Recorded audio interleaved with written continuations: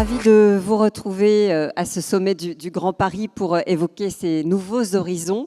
Et quand on parle de nouveaux horizons, évidemment, il y en a un qui est chiffré, c'est 2030.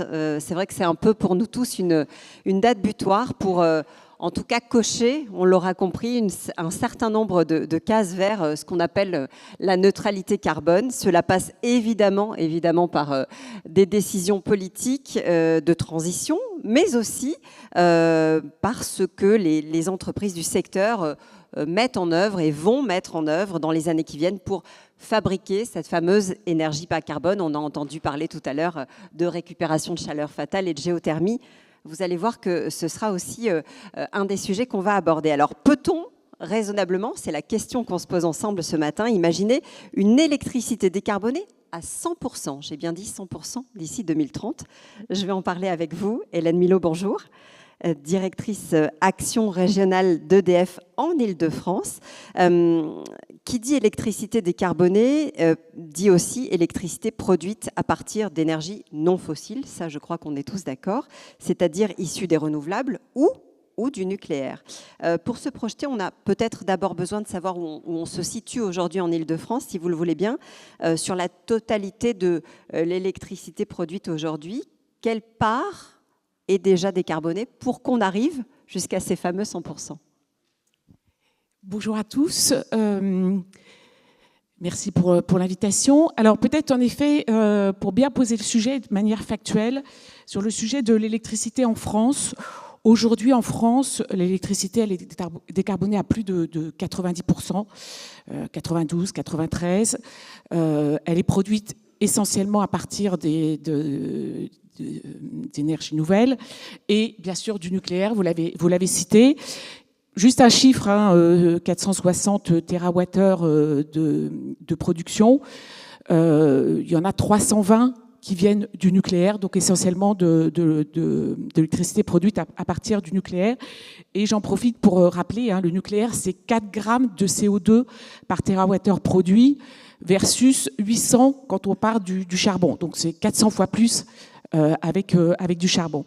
Donc ça, c'est vraiment un très fort atout de la France, cette énergie nucléaire. Et puis, bien sûr, les énergies renouvelables, l'hydraulique. J'en profite pour rappeler que la première énergie renouvelable pilotable, c'est quand même un atout de pouvoir piloter la production de cette énergie. Et puis, bien sûr, l'éolien, le PV et les déchets, qui sont aussi une ressource pour l'Île-de-France. Ça, c'est la photo générale. Ça, c'est la photo Comment générale. on se comporte, nous, en région Île-de-France?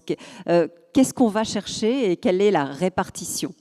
Alors, peut-être pour aller un peu plus loin quand même, et encore une fois, pour valoriser l'atout de cette électricité décarbonée et l'atout de la France, rappeler que EDF est le leader mondial de la production d'électricité décarbonée. Il produit 10 fois, par rapport aux autres producteurs, on produit une énergie 10 fois inférieure en grammes de CO2 par rapport à la moyenne mondiale. Donc ça, c'est un très fort atout. Et dans notre projet d'entreprise, on a même l'ambition d'aller encore plus loin et de encore diminuer par 2. Alors, pour revenir à l'Île-de-France, l'Île-de-France, en fait, on n'a pas de gros moyens de production centralisés. On a quand même, à quelques kilomètres de la frontière de l'Île-de-France, une centrale nucléaire très chère au cœur des Franciliens, Nogent-sur-Seine, qui est d'ailleurs candidate à une EPR2, une paire de PR2, pas les 6 premiers, mais les 8 suivants, avec le soutien d'ailleurs d'un certain nombre d'acteurs de l'Île-de-France. Donc, le levier pour l'Île-de-France sur la production d'électricité décarbonée, c'est plutôt des projets de territoire. Ça a été cité par Justine Aorly. En effet, des projets qui vont permettre de produire de l'énergie décarbonée avec une particularité, c'est les réseaux de chaleur en Île-de-France, qui est là aussi la pépite mondiale, parce qu'il y a peu de régions qui ont un tel réseau de chaleur. Et l'enjeu, c'est bien sûr de le développer, d'aller chercher des nouveaux usages et surtout de le verdir à partir de la géothermie, de la récupération de déchets, de la récupération de chaleur aussi, avec l'arrivée des data centers. Ça signifie qu'il va falloir aussi prévoir d'autres installations, penser autrement l'arrivée finalement de l'électricité, que ce soit dans les bureaux ou dans les immeubles. Il va falloir de nouvelles installations. Vous parliez de géothermie. effectivement, on a une ressource importante en Île-de-France. On est même pionnier dans certains départements. Donc, il va falloir travailler autrement cette projection. Oui, tout à fait. Alors, je l'ai dit, enfin, si on veut, encore une fois, atteindre la neutralité carbone, il y a 3 leviers majeurs. C'est bien sûr de produire de l'énergie décarbonée. Donc là, vous l'avez compris, hein, en France et y compris en Île-de-France, parce que je le rappelle, hein, mais on a quand même des réseaux interconnectés qui permettent qu'on ait quand même de l'électricité à la demande à tout moment. Il suffit d'appuyer sur le bouton.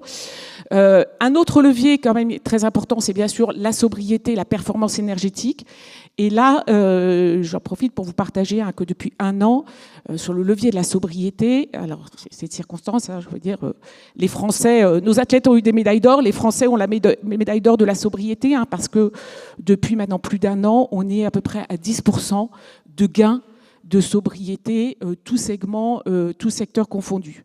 Alors, on peut aller plus loin. Notre président Luc Rémont, hein, qui a travaillé dans les domaines plus aval, hein, de la consommation énergétique, notamment chez Schneider, il a coutume de dire, hein, en pilotant bien ses consommations, on peut gagner 30% de consommation énergétique et donc faire baisser sa facture. Et puis le troisième levier, et vous l'avez compris, c'est celui-là qui est essentiel et sur lequel aujourd'hui on n'est pas, c'est bien sûr la transformation des usages pour sortir des énergies fossiles et aller vers des énergies décarbonées. Et bien sûr, l'électrification est le levier majeur de cette décarbonation. Quand vous dites transformation des usages, ça demande aussi, j'imagine, un changement de mentalité, hein, tout simplement. C'est vrai aussi pour les particuliers et pour les entreprises. Comment on accompagne justement la mise en place de ces nouveaux réseaux? Parce que aujourd'hui, force est de constater qu'on a encore, je crois, 2/3 de consommation au fioul ou au gaz. Donc ça veut dire changement total de mentalité et de process. Exactement. Donc là, en Île-de-France, en effet, le contexte est un peu particulier. Et on a 2/3 d'énergie fossile et les secteurs les plus émetteurs, hein, à 80%, les secteurs émetteurs de CO2, c'est le bâtimentaire et le transport. Donc les leviers, il faut surtout aller les chercher. Là encore, il faut quand même qu'on cible et qu'on priorise. Les leviers, il faut aller les chercher dans ces secteurs-là. Donc vous l'avez dit, en effet, il faut transformer. Et il y a des solutions pour transformer. Dans le bâtimentaire, bien évidemment, hein, un des leviers, c'est la pompe à chaleur, notamment dans le résidentiel. La pompe à chaleur, c'est 10 fois moins de CO2 émis et c'est 2 à 3 fois moins de factures énergétiques. Donc c'est vraiment un levier. On l'a vu, les réseaux de chaleur aussi, notamment dans le résidentiel collectif, dans le tertiaire aussi. Et puis, dans le transport, bien évidemment, la solution, c'est le véhicule électrique. Hein, et là, peut-être pour prendre un exemple très concret et très proche de nous, et pour montrer que c'est possible, hein, parce que le titre, c'est aussi Nouveaux Horizons, hein, le titre de ce sommet, et montrer que le champ des possibles est encore très ouvert. On a eu les premiers résultats, là, vous le savez, pendant les Jeux Olympiques, hein, EDF était partenaire, et donc a fait l'équipement en bornes de recharge électrique, hein, des véhicules officiels. Il y avait 735 bornes. Il y a eu plus de 41 000 recharges sur ces bornes-là pendant seulement 1 mois. J'ai fait le calcul ce matin sous ma douche, hein, 2 millions de kilomètres parcourus. C'est à peu près 60 000 tours du périphérique. Donc finalement, en 1 mois, avec seulement, j'ai envie de dire, 735 bornes, on est capable de décarboner et d'éviter près de 500 tonnes de CO2.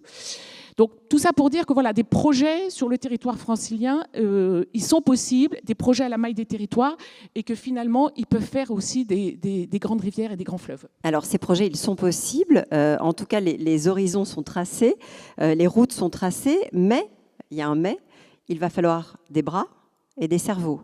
Parce que ça demande aussi de nouveaux métiers, de nouvelles compétences. Vous commencez à recruter et à vraiment ouvrir les portes, mais il va falloir aussi penser les formations autrement. Tout à fait. Et ça, c'est quelque chose qu'il faut mener dès à présent, y compris pour les... Parce qu'on sait qu'il y a un temps de latence aussi entre les gens qu'on forme et ceux qu'on pourra recruter. Et donc, c'est un sujet sur lequel on s'est attaqué. Alors, on s'est attaqué pas tout seul, EDF. Hein. Bien évidemment, ça faut embarquer tous les acteurs de la formation, de l'orientation, changer aussi nos pratiques de recrutement. Et là, peut-être pour être très concret, un outil qui a été poussé avec des industriels, dont EDF, mais grâce notamment aux régions académiques, à la région Île-de-France, on a mis en place et on a labellisé un campus énergie durable. Alors vous allez me dire, qu'est-ce que ça change ? Déjà, ça répond à tous les enjeux, je disais déjà, d'attractivité, parce que une des singularités et particularités de l'Île-de-France, c'est qu'on a un tissu extrêmement éparpillé, extrêmement vaste. L'Île-de-France, c'est plus de 400 lycées. Et donc, on a un enjeu de visibilité et de donner envie, de susciter des vocations. Et donc, ce campus, ce n'est pas un nouveau site, c'est plutôt de labelliser des formations existantes, parce que là aussi, il y a une multitude de formations existantes, plutôt de les labelliser, de les mettre en visibilité et de donner aux jeunes et aux moins jeunes l'envie d'aller vers ces formations. Là encore, pour vous donner l'ampleur de la montagne à franchir, on dit dans le nucléaire, c'est 10 000 recrutements dans les années à venir, dont 3 000 pour EDF.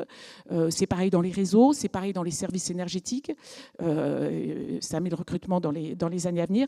Donc voilà, l'enjeu, c'est vraiment d'avoir labellisé des formations, de développer des nouveaux chantiers écoles, de colorer des formations. Qu'est-ce que ça veut dire, colorer des formations ? Ça veut dire d'y ajouter des heures de formation qui les orientent justement vers soit les métiers du nucléaire, soit les métiers des services, soit les métiers des réseaux, parce qu'il y a des besoins partout. Et encore une fois, aujourd'hui, on est très fiers, parce que là aussi, maintenant, il y a une quarantaine de lycées qui sont labellisés dans ce campus. C'est 50 000 jeunes qui vont être formés à ces métiers. Et peut-être pour illustrer sur quelques métiers où il y a des demandes, c'est des métiers de chargé d'affaires, de chef de projet, des métiers de chauffagistes.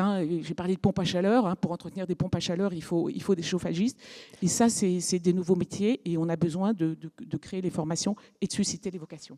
Donc avec ces formations, la mission sera possible. Avec ces recrutements, on sera à 100%, c'est certain, en 2030, puisque c'était la question posée. C'est ce qu'on vise. Et peut-être un petit clin d'œil pour dire que, voilà, là encore sur les nouveaux horizons et le champ des possibles, il est infini dans la décarbonation. Je reviens, puisque vous l'avez tous vu, sur ce qu'a fait EDF pour les Jeux, avec cette fameuse vasque avec une flamme électrique. Voilà, peut-être le petit clin d'œil, c'est de dire que finalement, tout est possible. Que vous portez d'ailleurs au revers de votre veste. Alors je sais que je vais avoir tout le monde qui va me demander le pins, et bien évidemment on essaiera d'en donner. Mais au-delà de ça, c'est montrer qu'il y a encore plein de champs possibles. Il y a encore quelques semaines, personne ne pouvait imaginer qu'on était capable de faire une flamme électrique.